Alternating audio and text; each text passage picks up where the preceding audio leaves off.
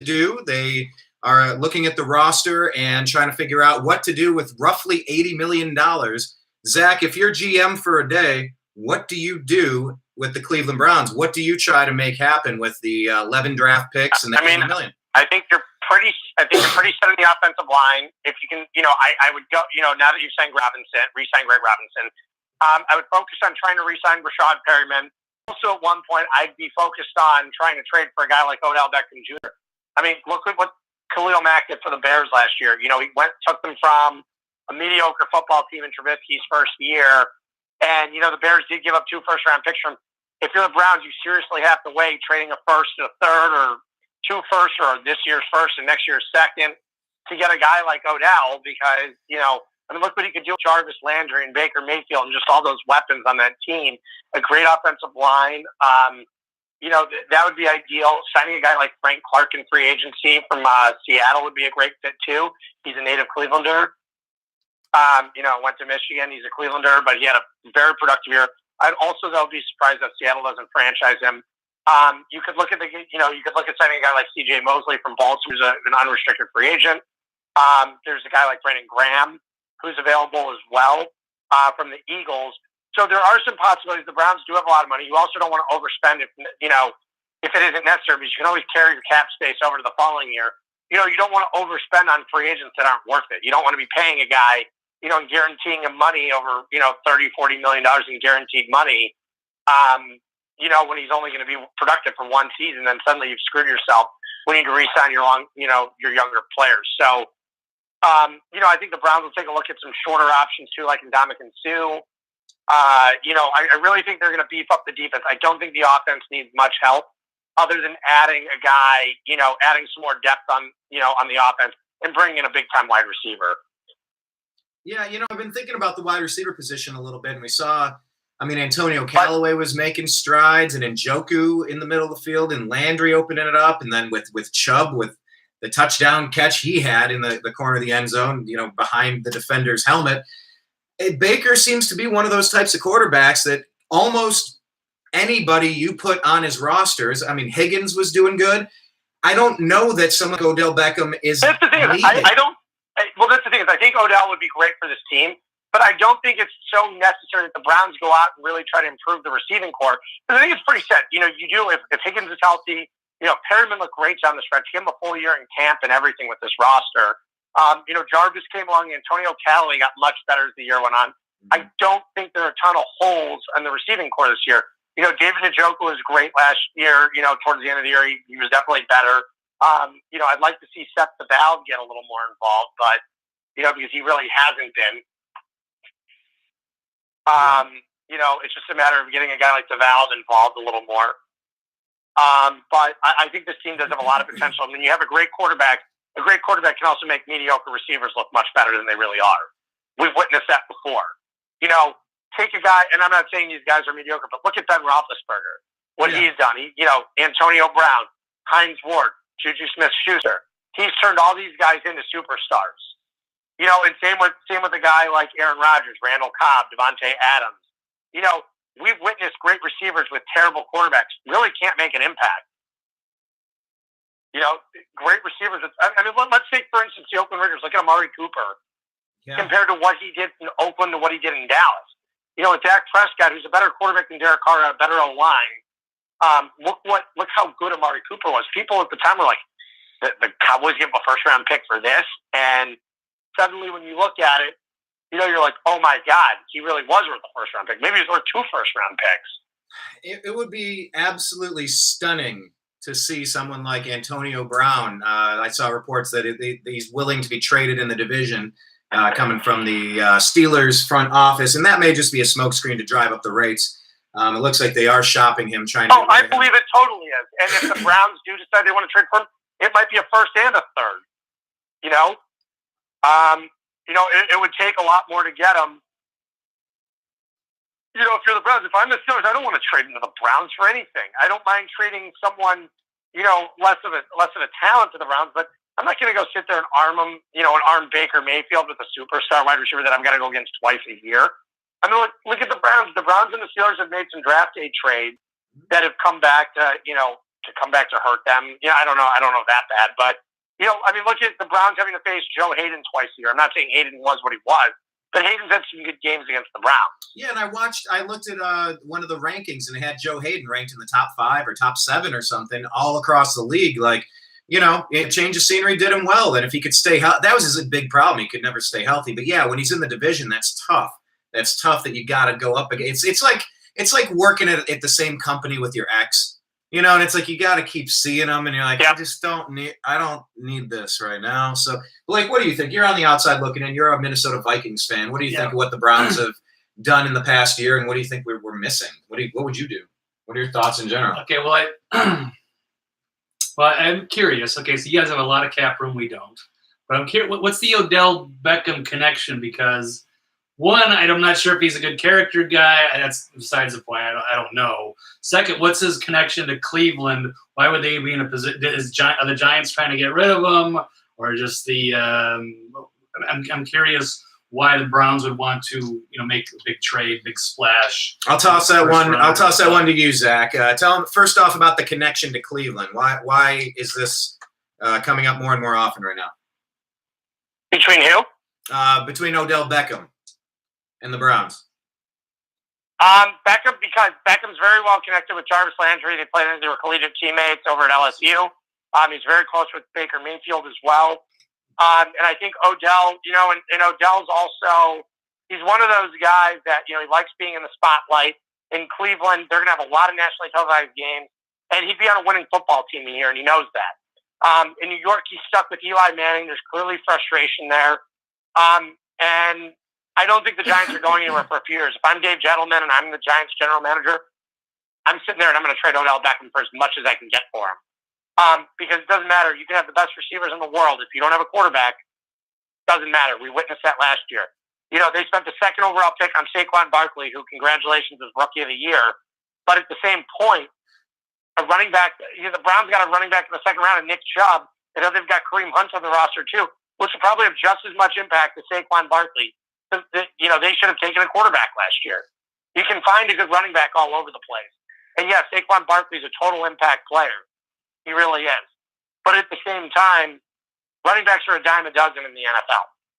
Very true. Interchangeable, and they've gone away from they really are interchangeable. I mean, it's one of those things is, you can plug in a guy right off the street and he can be successful at the running back position. It just is what it is in today's NFL. That's why I don't believe in taking a first round pick. I thought the Browns drafted Nick Chubb too high. I was wrong about that. I love Nick Chubb, and I think he's a stud. I was very happy when we drafted him. I was just like, wow, we took him really, really high. Yeah, and I think that regarding another part of Blake's question about the concerns or character concerns, he's very outspoken. He's an enormous diva, along with Antonio Brown, and those Instagram or social media posts where it looked like he was blowing lines of cocaine, perhaps, allegedly. That had me a little concerned. If you got a coke habit on top of having a huge ego. What are your thoughts on that, Zach? Are you concerned at all if we were to pull the trigger for OBJ? No, I'm not concerned about it, to be honest with you. Stuff happens. Hopefully he doesn't get himself into too much trouble. And I think the Browns obviously will do their due diligence before they go and make a move to acquire a player like Odell Beckham, because God forbid if he does have a suspension looming or something's going on, they're going to have to take note of it, and they're going to have to know what's going on first. I don't see that they wouldn't do their due diligence. Absolutely. All right, so we switch gears to the NFL draft. So the Browns are not drafting in the top 5, and the Browns do not need a quarterback. Holy crap, Blake! Zach, how long has it been since we've been in this position? First off, before we even get started about it. It's unbelievable. I can't tell you the last time. It was 2008. So I can tell you the last time. It was 2008 was the last time that we had a quarterback. That we weren't going to the draft looking for a quarterback. And we didn't have a first-round pick that year anyway. They traded away to the Dallas Cowboys the previous year for Brady Quinn. And they also had Derek Anderson. So we had a quarterback controvery going in 2008, or supposed one. And that was the last time we haven't desperately needed a quarterback. We've been looking at this every year going, who are we going to draft? The other year they didn't look at it was probably 2015 after Manziel. And I'm sure that Ray Farmer even considered them, but there was no one to take in the first round there when they took Danny Shelton and Cam Irving. So I think that the Browns really I think they're in a great spot this year. It's amazing that Dorsey, overturned almost 66% of the roster last year and turned it into a team that, was almost a playoff team. Imagine when he can do it one more year on his belt, under his belt, I love what he did in Kansas City. I love what he's doing in Cleveland. One more great draft year, one decent free agency will put this team over the top, I think. But I do think they're that one big trade away from really being the favorites in the AFC North, or possibly even the AFC in general. You keep wondering how long can the Patriots go? Because they draft so well every year, they get the compensatory picks too, because they lose guys like Nate Solder in free agency, and so they're reaping the benefits of getting these third-round picks back. And Belichick does a great job of developing his own talent. Yeah, he does. So it'll be very, very tough to see what the Browns can do to take the charge in the AFC this year, because you have some great teams like the Chiefs, the Chargers, Patriots are still there. The Colts are on the rise. The Texans are a very good team. Deshaun Watson at quarterback, and and Pittsburgh's not blown away, and neither is Baltimore. Although I cannot see Lamar Jackson driving that team to the Super Bowl. I think that the Chargers really figured him out in that playoff game. I think you're going to see a lot of teams duplicate what the Chargers did, and emulate their game plan, or replicate their game plan. I'm sorry, to go about and do that and stop the run and force him to pass the football. You're going to give up some big plays when you do that because you're leaving receivers open, but at the same time, you really want to test out his arm. So. And again, the Bengals aren't going to be horrible either. They still have Andy Dalton if he's healthy, and they're going to get 7 wins if Dalton's healthy at least. Well, I think you're a little bit more strength of schedule. I just don't see. I think the Bengals defense is horrendous, but I mean, again, when has Andy Dalton been a bad quarterback in this league? Every year they've put up 8 to 10 wins under him since he's been in the league. I know, and it's almost addition by subtraction at this point, getting rid of their coach with Marvin Lewis. 32 I just don't know what they're going to do. I really have no clue what they're going to do. How good the Bengals are going to be or how bad they're going to be. Right. 32 J-Lock in the YouTube chat room is saying, so hyped for the Browns. Absolutely, man. This might be the most exciting. I'm excited every year. I go back home. I love the opening day. I love the tailgate. I went home for the Perfect Season Parade and did a documentary on it. Oh, check that one out. It's called Football Equals Family. It's on YouTube. But yeah, I mean, I'm always excited for the Browns. I'm always rabid, but I don't think we've had a better team since I was about 7 years old and Bernie Kosar was the quarterback, with the AFC champion Bernie's. Those teams with Kosar. I am so excited for this. This should be the best team since the 1994 season. I'll put it that way. Since '94, yeah, and that was a good season. Yeah, since they went 11-5, beat the Patriots in the wild card game, and then lost to Pittsburgh in the divisional game. Absolutely. Davis is saying, "Hi guys, love talking sports. Awesome, thank you for watching." Blake, what was the most excited you were for one of your hometown teams? He's a Minnesota Viking fan, so I'm wondering if this is the Randy Moss stuff. When were you the most excited, Blake? Dante Culpepper, Randall Cunningham. Yeah, there were some good teams. That one was Brad Johnson, and then it became Randall Cunningham after the injury. Then it was like, holy cow, this is amazing. And then Randy Moss was this phenomenal once in a generation wide receiver, now in the Hall of Fame. Yeah, that was exciting when they got Brett Favre, even though I hated the Packers. He came and then he just started lighting things up. And I was like, wow, look what we can do with a really good quarterback. That's a good point because we forgot, we're talking about could Antonio Brown end up on the Cleveland Browns, which would be great with his last name. But, if Brett Favre can play on the Vikings, maybe we could get somebody like Antonio Brown on the Browns. I don't know. Anyhow, in the draft, would you go after defensive tackle? That there seems to be a consensus that there's a lot of depth. I think the Browns' biggest needs are defensive tackle, edge rusher, even linebacker. You kind of have to replace Jamie Collins. Corners are need too. You really have 4 positions on the defense that you can address, and this draft is heavy on the defensive side of the ball, especially in defensive line. In the secondary as well, you really don't need a safety. Jabril Peppers and Demarius Randall were fantastic last season. They're both still super young. which is just very beneficial for this team. So it'll be very interesting to see what they do in the draft. But I have a feeling they're going to go defense in the first round. Yeah, and I would be okay with it. I would be absolutely okay with it. And the good thing is you're going to see improvements at a lot of key positions, some from free agency, some from the draft, and some from, I just some from within. I think a lot of these players in the right system, they're going to start excelling with the right stability at these positions. Go ahead, Blake. Let's move it on. Well, yeah, with $80 million, they can certainly do all kinds of. It's too hard to say who the Browns are going to draft this early because it depends on what they're going to do with free agency and all that extra money.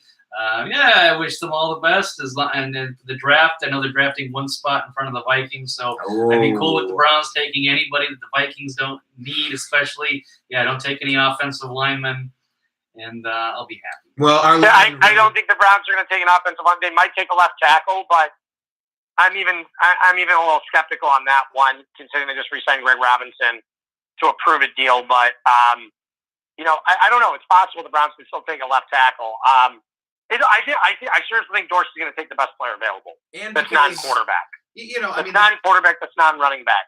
Yeah, exactly. No quarterback, no running back. But there's been a lot of movement. We signed J.C. Treader. There were a couple of offensive line positions that were addressed really early on, about a year or two ago. Some of that growth, obviously trying to replace Joe Thomas, that's impossible. But we spent a really high draft pick on Austin Corbett, who, kind of got redshirted. Is he going to play left tackle? It's okay when you have the ability to redshirt a player. I don't think they were expecting J.C. Treader, Kevin Zeitler, and Joel obviously they were expecting Bitonio to be that good because Bitonio's locked up to a huge deal. Yeah. So is Zeitler. But Treader, I don't think they were expecting that kind of production. Treader is one of the best centers in the league. So Corbett has the time to move in there. Obviously, he's a guard. So, he'll find his role in time. But the Browns do have depth along the line, which is definitely different than years past. By the way, Davis Lyons is saying he came into our channel, talking about our YouTube channel here for the Unhappy Hour. He says he came into this channel early in the football season, and he's been watching ever since. You got me thinking of the Browns again. It has been a while, because my question was, when's the last time the Browns were this good? By the way, Davis, like I said, if you haven't yet, check out Football Equals Family, that documentary. It's pretty cool if you like the Browns. I couldn't be any more excited about this upcoming season, about the draft, about free agency. And you know what? Let's readdress this in a week or two once some of these rumors start going and we find out where Le'Veon Bell's going, what's happening with all these prima donna wide receivers, and see where it goes from there. Blake, what's up next? We're going to switch to basketball. All right, basketball. We're going to talk the Cavaliers. All right, Zach, this has been a forgettable season for the Cleveland Cavaliers, some of it in part because of major injuries to players like Kevin Love and Tristan Thompson. Obviously, because we've gotten rid of Kyrie Irving and LeBron James left in free agency. Where are the Cavs at? What have we learned this season so far now that we just had the All-Star break? What have we learned about this Cavs team? We've learned about this Cavs team that, they went and they've converted a lot of their older pieces for younger pieces. They've, Kobe Altman's accumulated draft picks here. It's just a matter of them hitting on the draft picks when they get them. Most of this roster will not be here next year. You do have Tristan that's still under contract. Kevin Love obviously has looked good since he's come back. But the thing is, you want to see how guys like Colin Sexton develop and Cedi Osman, Ante Zizic. You want to find out if Zizic is a rotation player or if he's one of those guys at the end of the bench. Problem is Ante is very 90s NBA player, 80s, 90s. Slow moving, doesn't shoot the three. It's a very 80s, 90s NBA player. So you want to find out if he has a role because there's times he looks good, there's other times he can't catch up with the defense. Osman's looked good since he's come back from his injury, and he was playing well before he got injured. Tristan was lights out before the first injury. He really, really was. Yeah, he was. And the thing is, too, is you want to lose right now. That's the best thing that can happen for this team is losing games. You don't want to be sitting there winning a bunch of games and costing yourself a high pick.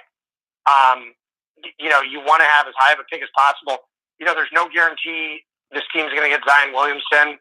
And here's the big question. Do you take, let's hypothetically put them in the 3 spot, where RJ Barrett and Zion Williamson are off the board. Do you take a guy like John Morant in point guard? Or are you willing to go and get one of the other guys, because you feel that Colin Sexton's the future? Are you taking the best available, or are you playing it by position like Chris Grant did? When they taken Waiters a year earlier and then took Anthony Bennett over Victor Oladipo. Oh, that was a mistake. Yep, I remember that. Yeah, and it's going to be curious to see what the Cavs do, cycling through the roster. And you're right. I just want to sit the players. I want to sit Kevin Love and Tristan Thompson as much as possible. I want the losses. What you want to do is you want to play these guys. You want competitive games with losing them close. That's the best you can ask for at this point. And, you want to evaluate who's going to be on the roster next year. And the big thing is you want to play with talent because you want to see how good a player like Colin Sexton can be. Right now, to me, there's nights where he looks good. There's other nights where I'm like, how is this guy even an NBA player? Yeah. Is he going to catch on? I hope he can. He's got a lot of speed, but again, his shot selection is very, very poor, and defensively, he's very poor. He's been one of the worst players in the NBA this season. The baby bull with that pose where he's playing defense. But again, you don't want to write a player off after 1 year. He still has loads of potential. Yeah, but that's how it works. You really have to put a little bit of time developing him. Hey, can you give me an update on J.R. Smith? I thought something was going to happen at the trade deadline. Nothing's happening with J.R. The Cavaliers, from what I'm told, are not going to cut him. So he'll be a trade commodity come June. So we're going to keep him just to deal him next year. Yes. Is there a market for JR? The Cavaliers and JR couldn't work out a buyout. I don't know what kind of market there's going to be for a guy that just sat out the entire season. There wasn't really much of a market from this season. That's my point. No, probably not. No, they're just because of the salary cap, team can't take him and cut him. Or go and move him again in a secondary deal. So he's a movable piece, is what. So another team might try to unload a player with a contract that's guaranteed. Yeah, with a contract, and then there's an expiring deal, and the Cavaliers can acquire some picks. Is there any guidelines or rules about just taking a player that's healthy to play and just saying, yeah, we're just not going to play it, just stay home? Like, it's really weird. I don't know. Very few people are talking the only time the NBA takes issue with it is if it's a superstar. Let's look at Anthony Davis, for example. Right there. The league's threatening to fine the Pelicans if they sit him. But the Pelicans want to tank. They couldn't find the right deal for him. They weren't going to go and just trade him to the LA Lakers for a load of crap. And I mean that when I say that, but I don't want to get off topic with the Cavs here. The Cavaliers, though, are in a spot right now. This is exactly the spot you want them to be in. You don't want them to be in purgatory. You want them to suck. You want them to have a high of a pick as possible. And if they land Zion Williamson, they're back in the national spotlight again. Yeah, they would be. It's the best thing that can happen for the NBA. And people are like, you want to have a team like the Knicks relevant in the East. You want Kevin Durant to go there if you're the NBA.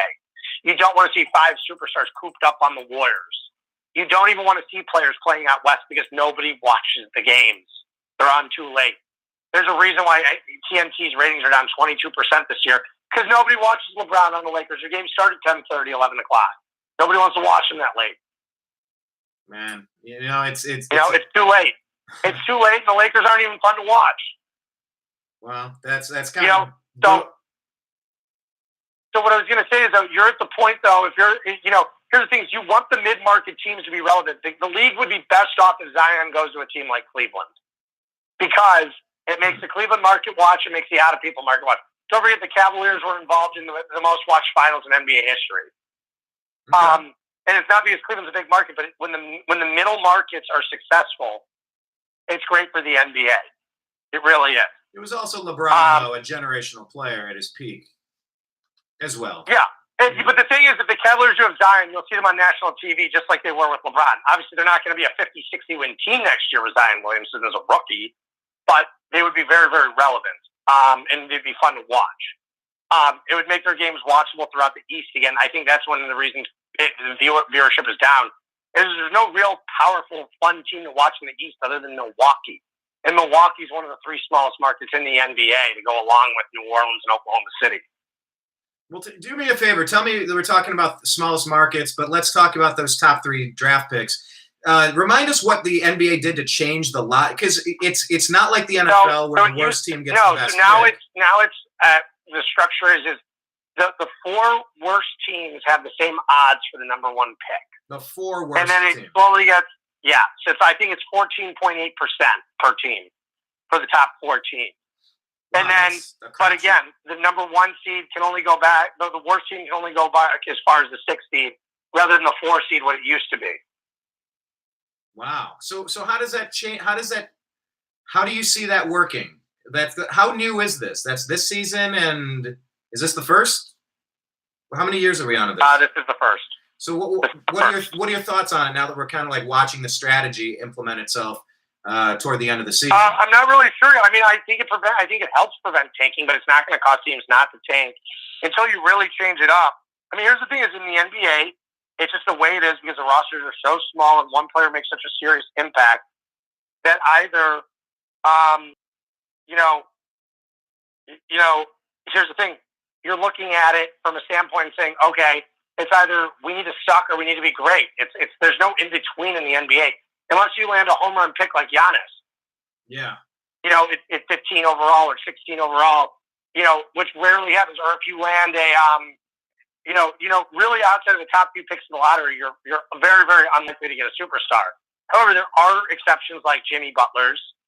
There are exceptions, but it's unlikely that you're going to land a superstar drafting outside of a high lottery pick. At that point, you're drafting for potential if you want potential, or you know what you're getting. And Milwaukee obviously took a huge gamble at the time, and they drafted Giannis in a draft that didn't have much talent in it, and they won the lottery essentially. Yeah, you never know. You could have Anthony Bennett. You could have Kyrie Irving. Yeah, so I mean, I guess that's what's going on. Who are the 4 worst teams? You have the Knicks. How would you rank the worst teams? It's the Suns, the Knicks. I think it's Knicks, Suns, or Suns, Knicks. I think it's the Suns now, the Knicks, the Cavs, and the Bulls. And after the Bulls, who's after them? Because I'm trying to think who I have to root for. I know Memphis is down there. The Hawks are down there. I'm trying to think. I think there's one other junky team in the East that's down there too. But those are really the bad teams. Okay. So then I guess, who do you rank the top 4 players in the draft right now? Where does Zion go? And obviously, if you want to talk about Zion Williamson's number 1. I'm all about that. I've got RJ Barrett number 2, John Morant 3, and then Cam Reddish 4. Say that one more time. But you've got guys who are right in the middle of the pack, like Romeo Langford from Indiana. You've got Nazir Little from North Carolina. And you have all these guys that are just packed in the middle that could go anywhere from like 4 through 10. You don't really know where they're going to go. It's just, you really know the top 3 at this point are really Zion, RJ Barrett, and John Morant, but even that's subject to change. Cam Reddish could be back up there. And again, throw the other guys in there, and suddenly, Bull's out for the year. Whatever team is going to draft him is taking a risk. It's a very Kristaps Porzingis-like player where, he's 7'3", he's very, very fragile, and his frame hasn't filled out yet. Right. Go ahead. So there's no guarantee. That's the problem, and he's out for the year already with foot surgery. When a big guy gets injured, don't forget, Zydrunas Ilgauskas missed the first, how many years of his career? A couple, yeah. 3? We thought he was a bust. We thought he was a goner. Yeah, turned out to be a great player. He's got his number and is, retired in the rafters now. But that wasn't something you assume was going to happen his first few years in the league. That's what you get when you take a guy with that. You're taking a huge amount of risk. Even Dallas, when they traded for Kristaps Porzingis, took on a huge amount of risk. He could be a great player, or you just signed a guy to a 4 or 5 year max extension that might never see the floor. But when he's out there, he's going to be a superstar playing along with Luka Doncic. And I don't think the Knicks were willing to take the risk on him. Well, I think the Knicks have other plans in play, and we'll see what happens with the free agency market. And that kind of leads us, as we're talking about big superstars moving markets, Blake, I think we can switch it over to this next subject now. Yeah, well, your former Cavalier, your former hero, idol, icon, LeBron, on the Lakers in your hometown now. Yeah, so I live out here in Los Angeles, and LeBron's here, and he's struggling, and the team is struggling. Zach, I saw Reflog, Chris McNeil on Twitter. He tweeted out something about how petty Cleveland fans are watching I think he's doing a whole series where like we're laughing and smirking, where Dwight is looking through the blinds in the office, just laughing maniacally, just starting to grin, watching Kyrie struggle on the Celtics and LeBron on the Lakers. What do you make of both of these superstars and their new teams, and what you're watching from them? I think that Kyrie. I think the Celtics' struggles are a lot more surprising than the Lakers, to tell you the truth. The Celtics are loaded up with talent. They've got guys, but problem is sometimes you have too much talent and it just doesn't work well. Like, Jaylen Brown's having a down year. Tatum really hasn't showed much improvement from his rookie season. What's his name? Terry Rozier's obviously not having a great year, being out, and playing minimal minutes with Kyrie starting. Gordon Hayward's had a rough, ride back to the NBA, coming back from his injury from last year, from the dislocated foot or dislocated ankle, whatever it was. So you have to look at those and have to say, like, okay, the Celtics are struggling right now. The Lakers aren't surprised at all. The Lakers went in there with a bunch of young talent and LeBron. They were able to, I don't even know what it took them to sell LeBron. We all knew LeBron was going there anyway, probably.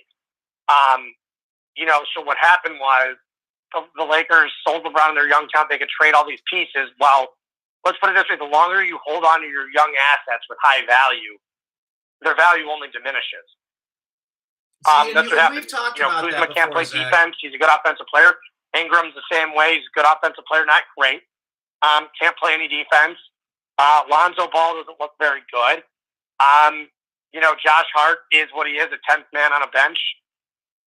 It's just in the Lakers now are suddenly sitting there going, okay, we've got these max spots in free agency, yet we've struck out every year over the past 7 years in free agency other than LeBron James. And can we even recruit to LA? Do people want to come and play in this? Seriously.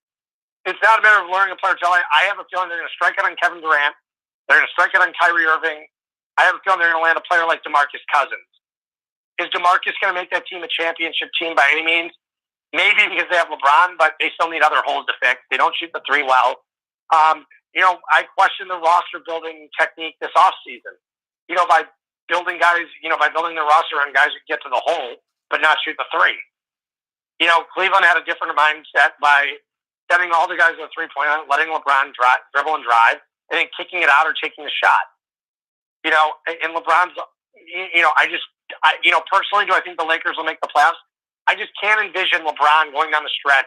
Let's say hypothetically with 5 games left in the year and they need to win all 5 in order to make the playoffs, that he would lose any of those 5 games knowing LeBron. If he's healthy enough to do it. I can't see him missing the playoffs, but they are playing like crap right now. They lost to the Pelicans without Anthony Davis. They lost to the Grizzlies the other night. I mean, they've been losing to some bad teams. I just, when are they going to get their heads on straight? And, they don't control their own destiny at this point. I guess if you win out, you do, but kind of. But, the Clippers, the Timberwolves are ahead of them now, the Sacramento Kings. All it takes is for, one of those teams to get hot, and the Lakers stick a fork in them. I do see the Lakers making the playoffs, but I don't see them doing anything against Golden State. That's the problem. When you have LeBron, anything's possible, but this team just isn't any good. And now their young talent on the roster really isn't worth much. Well, I wanted you to expand on that. You mentioned it a second ago, and I know we've covered it on previous podcasts and episodes. And by the way, if you haven't subscribed, youtube.com/TheNewAmericanMedia, click subscribe. We have like 7-8 years of these shows. Go back and listen to some of them because a lot of them were really on point and looking into the crystal ball. We nailed a lot of stuff. But we've talked before, Zach, about the trade value diminishing the longer that you hold on to young talent. Can you expand on that and elaborate on that? Because I think it's a very important point that you bring up, and I don't know if everybody's aware of it. Yeah. So you're talking about the culture of the Lakers, you said? Or? Well, I'm mainly talking about any young players, how you said the longer you hold on to young talent, the trade market value decreases. A lot of these guys, when you first draft them, their value's at their highest peak. Mm-hmm. Guys like Brian Engelman, when you first took them, even, going after, you didn't want to showcase what these guys could do with LeBron, because odds are, LeBron doesn't do well with young players. He never really plays with them. Right. He played with Norris Cole in Miami. That flamed out pretty quickly. In Cleveland, they dealt all the young players away. other than Kyrie Irving. He was the only one left to stay. It was a roster of veterans right away, and David Griffin did the right thing. The Pelinka and Magic have taken this approach at the beginning of the year. We want to develop the young players, and then we'll sign everyone free. So we're going to build this long-term powerhouse. When LeBron does retire, we're already good to go. It won't even matter. But that's not the case. And this is probably the worst free agency to sign LeBron because, do you go for it now and trade all your young assets, all your future picks, unprotected picks, and for LeBron, who might have 1 to 2 years left of his prime, maybe might have 3 to 4 to 5 to 6. Who knows? Is this a 3-year commitment with LeBron? Is this a 4-year commitment with LeBron? Or is this a 6-year commitment and he's sticking out there until retirement?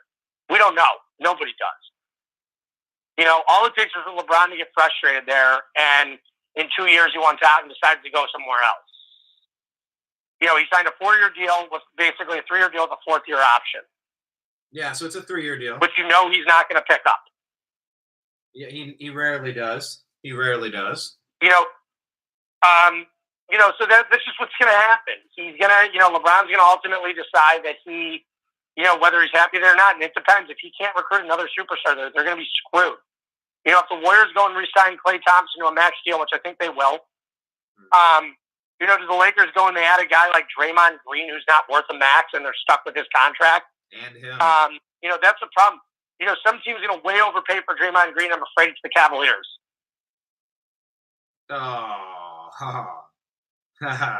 No, I'm good without Draymond Green. I've never been a fan of that cat. I don't think anybody in Cleveland is, but Brian, you got to understand what I'm saying here is what's going to happen is you're going to see certain teams overpay. I think the Lakers are very hesitant.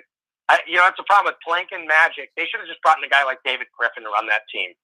David knows how to assemble a roster around LeBron. He's a smart guy, and he's unemployed right now. Can they still do it? Unemployed in the NBA. Yeah. Do you think they could he's still a free do it? agent. Would it make sense for the Lakers to try? I would sign him. I'd pay him $10 million a year. I'd can Plank his ass so fast and sign David Griffin over the whole debacle at the Anthony Davis trade. I'd bring in Griff right away and say, work your magic with this roster. You know exactly who to pair around LeBron James. That's a good point. Where do you see that? Just give me a couple of the big names. Where do you see him signing? And then we're going to switch over to the Indians. I see Klay Thompson re-signing in Golden State. I could not tell you where Draymond Green will wind up.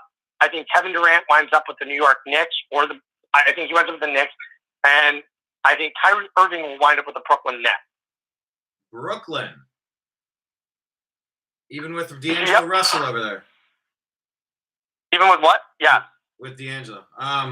Over the Knicks, I part of me has this Kyrie playing with Durant in the Garden kind of thing. I think it's a possibility too. I think his first choices are Brooklyn, New York, and then it's going to go. If Durant signs with the Knicks, I think Kyrie can team up with him in New York.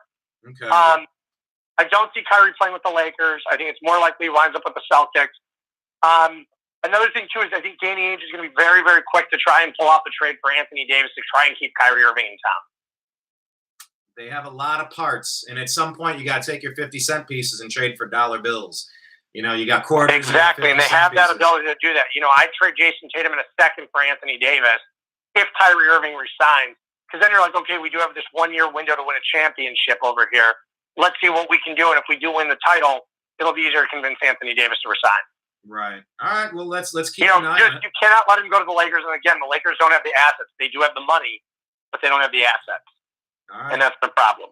That's fair. I'm going to kick this back to Blake because we're going to go into maybe his favorite sport of all time, baseball. He was a huge Minnesota Twins fan. And I thought we were talking lacrosse. Yeah, we're going to talk about lacrosse. Okay. Yeah. So what do you think about the ruling about the shorts length in the lacrosse thing? My lacrosse knowledge is minimal, Brian. I haven't been paying attention to this lacrosse season. There is no off season in lacrosse. Now we're going to get the lacrosse hate mail. That's what's going to happen. I got no problem with lacrosse. But no, Blake was a super big baseball fan. Blake, I was more of a Cubs fan. I was definitely a big fan of the Twins, especially during the World Series runs in 1987 and 19. Brian, you're working with a Cubs fan. I see how it is. Yeah, I know. I'm with the enemy. I'm with the enemy. What can I say? The Cubs? Well, yeah, the Cubs. Why? They beat us in 2016. You only got your that's right, lousy I watched that. championship Yeah, by beating us. That was the irony because I was such a huge diehard baseball fan. If the Cubs were going to make the playoffs, I was going to travel to Chicago and watch. And then then I kind of gave up on baseball for a few years. And finally, when the Cubs actually did go to the World Series, I didn't know who half their team was. But I did watch that. I did watch the game in Minnesota, of all places. Yeah, it was Very brutal. fun. No, I do. Yes, baseball used to be my life. I was encyclopedic about it up until about 2005. I do like playing it, but yeah, I have fallen away from as a spectator these days. It's too much of an investment for me. They really got to knock that season down to about 50 games. Actually, all sports they do about 50 game seasons, maybe 5-game playoffs. They're milking it too much. The seasons are too long. Well, this is 19. This is 2019. Yeah, this is 19. It's not 1940 when there was no, TV and video games and entertainment. Where we needed 154 or 162 games. What do you That was think? cheap entertainment back in the day. Now it's just it's too much. But I know if the Indians have an exciting team, then I get the enthusiasm for wanting to watch it. As far as I'm concerned, I'd love to go play some beer league softball. But, as the Green Day song, wake me up when September ends, I'll tune in for a few playoff games. That's when it's exciting to me. Otherwise, you guys do your thing with the Indians, and I will stay out. No, what do you think about what Blake said, Zach? Do you think that the Major League Baseball season is too long, or do you think baseball is one of those timeless things? No, I don't think it's too long at all. I never thought it's been too long. I always like watching baseball from what else am I going to do now with the Cavs not being in the playoffs from April until October? Yeah. And it's a marathon, not a sprint. No. You can watch sprint. No, that's the thing about baseball. The most fun part about baseball is the month of September. Oh, yeah. The last month when you see teams reel off, the Indians to get to the playoffs in the wild card game in 2013 was one of the most impressive feats I've ever seen, trying to get there and watching that race every day and scoreboard watching, between the Tampa Bay Rays and the Texas Rangers every day. That's why I love baseball. So, I love baseball. I do not think the season's too long. I'm excited for it, although I'm a little down on the Indians right now. Yes, they have a great pitching staff, but the bullpen's a huge question mark. And who in the hell is going to play in the outfield? Right now, it's looking like Tyler Naquin, Bradley Zimmer, and Leonis Martin. They've passed up on a lot of guys like Mike Moustakas this year. They've passed up on a lot of guys, which really probably shows you how tight their payroll is and how tight their budget is. However, I fully expect them to execute something by the trade deadline. They do every year, so I'm not really worried about it. So I'm not too concerned. Well, they're also trying to make sure that they're not overspending now to lose out on Frankie Lindor. Maybe we have no chance with him, or maybe we have no chance to re-sign Frankie Lindor unless they lock him up to a Nolan Arenado type deal, who just signed for 8 years and $260 million. If the Indians are willing to fork over that kind of cash, $30+ million a year, yeah, they can get him. So should we? But I don't think they're going to. Yeah, I think they should, but I don't know. I don't know what their financials look like. That's the problem. Well, they need to start putting butts in seats. What were we, 26th in attendance? You're not gonna. It's easier said than done to do it. The Cavs still manage to sell seats, and they stink. So, you never know. Well, but remember what the Cavs did. They locked you in last year with LeBron without knowing that he was going to re-sign. So a lot of the seats this year were already pre-sold. That's correct. So there's that component. But the flip side of that is, I saw that meme. It's like one of them had to die so that the other may live. And it was the Cavs dying so that the Browns could be reborn. I'm fine with that one. It's the Browns' time. Yeah, it is the Browns' time. But, maybe because the Cavs are going to be lousy for the foreseeable future, some of that discretionary income will go back to the Indians with that amazing pitching staff. I know it's more boring. It was more fun with Albert Bell, Manny Ramirez, and Jim Thome knocking, 55. I don't care. As long as they win, I'm fine with it. And here's the thing: is you still have two of the best players in baseball, in Jose Ramirez and Frankie Lindor. So I'm not exactly too worried about the situation. And we have some of the best pitchers. We had 4 pitchers go over 200 strikeouts. Is that the stat from last year? Yeah, and you had 5 pitch. Yeah, and don't forget, I expect Shane Bieber to have a much better year too. He was a rookie last year. He was still good. He won 11 games. ERA was in the fours, I believe, in the low fours. That'll be very interesting to see if Shane Bieber really gets his head on. The Indians could be dominant pitching. And let's not forget we have two legitimate Cy Young contenders, and Trevor Bauer, who I contend was on track to win it before he got injured off that line drive. Oh, 100%. Yeah, crazy Trevor Bauer. But he really is, the key to this pitching staff. If he pitches like he did last year and he stays healthy, the Tribe's not going to lose too much. But again, it's, can they compete with the Houstons, the New Yorks, and the Bostons in the American League? That's the question. The Twins are improved too. The Twins went out and spent money in free agency.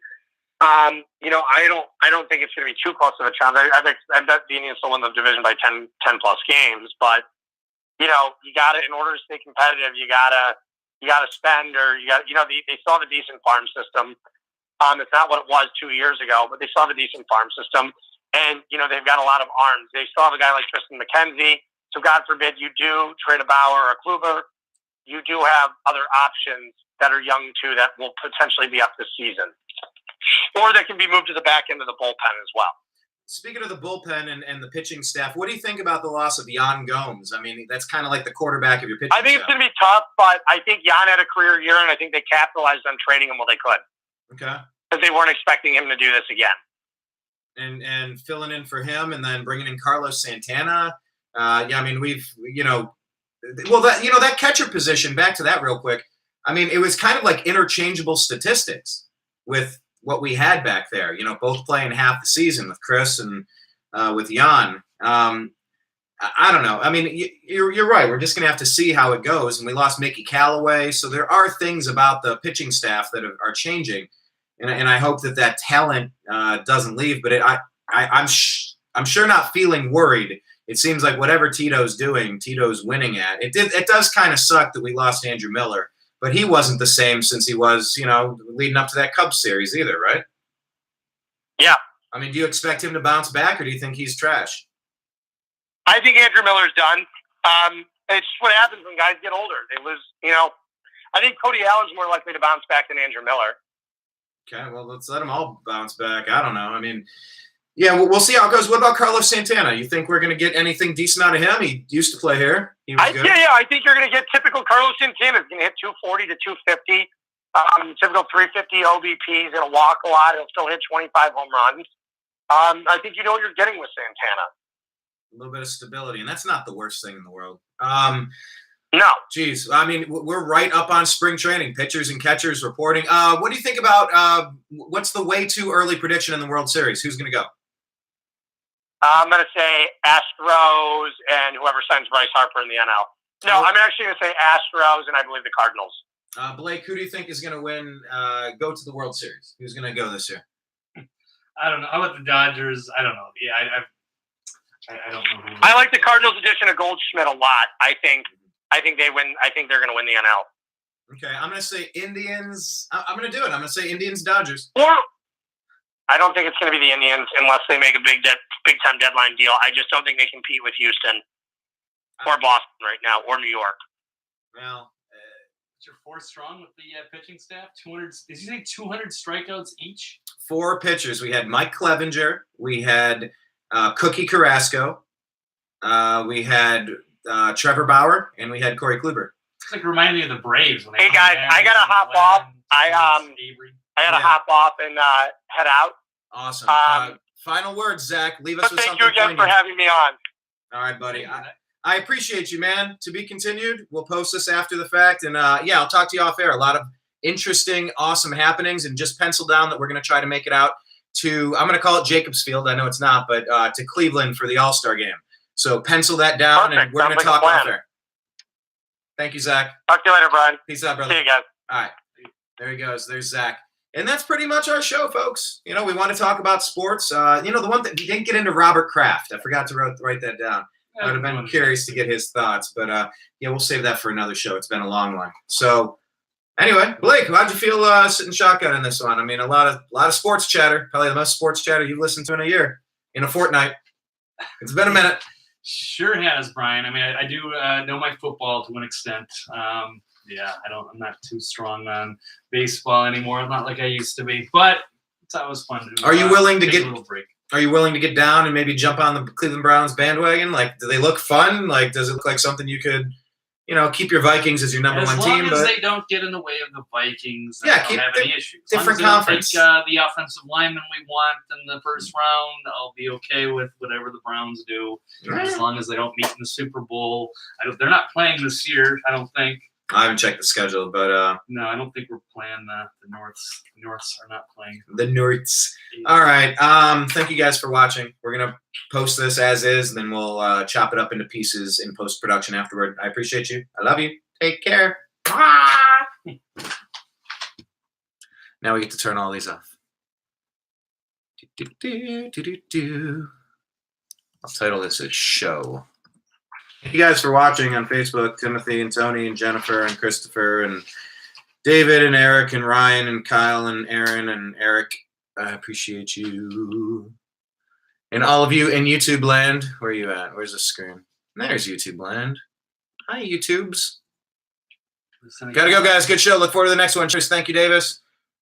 Remember the Cleveland. How about hockey? What's that? Oh, no, we got Columbia. I don't know anything about hockey. Hockey definitely don't know. No. JoJo reference. LOL, how about hockey? Remember the Cleveland Barons, Canadian here. Cleveland Barons were before my time. I was born in 1979. So I never had a professional team to watch in hockey. I went to Cleveland Lumberjacks games. That was pretty cool. And then the Lake Erie Monster, the Cleveland Monsters. We won the NHL championship the same year that Stipe, the Cleveland resident, won the MMA, the Ultimate Fighting Championship when LeBron won it, and Machine Gun Kelly was on set. We're all at the parade. Everybody was at the parade at the same time. The minor league hockey team won the championship, which was rad. Stipe was representing Cleveland with his belt, and Machine Gun Kelly's rapping on top of a fire truck, jumping over the what do they call it? The lights, the red, yellow, green, the traffic lights, just the traffic poles. So, I like hockey, and I've been going to a heck of a lot of Los Angeles Kings games. I have a friend that has season tickets, and they're great seats. Blake got to go the other day because he couldn't go. What did you think? Was it pretty neat? Cool. Yeah, I enjoyed it. Yeah, I want to see a live event. Sure. I like hockey to some extent. I kind of like the prep stuff. I don't follow the NHL very well, but I do like the game to an extent. I do like playing a lot of these games, but spectating, not my thing. Not okay. Too much anymore. Well, thank you guys for watching and typing in here. I appreciate you. Tap the likes and the hearts and the thumbs up and all that stuff. And if you want to do super chat or something, that's awesome. I appreciate you guys.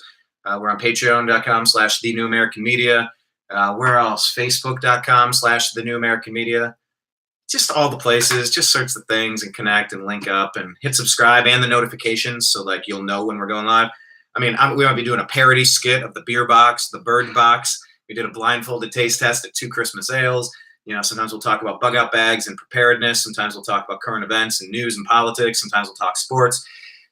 I'm going to give you a wide swath of different things to check out. At some point, we may individualize what we do, but at the New American Media, we definitely seek truth, challenge dogma, and have fun. We enjoy liberty and freedom, and we're definitely wary of a lot of political shenanigans and stuff going on the main stage, and of course the geopolitics connected like a weed and the roots underneath the surface. We take a look at that stuff. So I know a lot of you followed us over the past couple of weeks because of a John B. Wells episode. I'm saying that because I'm doubting that any of those people are sticking around to minute 53. Sports. Over here, it's a talk sports, but you never know. We just do what we do, and we're just going to let you know what the videos are about, and hopefully you'll check it out and stay a part of the team. So thank you very much. Thank you, Blake, for riding shotgun. Appreciate you. Thank you, Brian. It's fun. And we'll do this again soon. To be continued. Peace.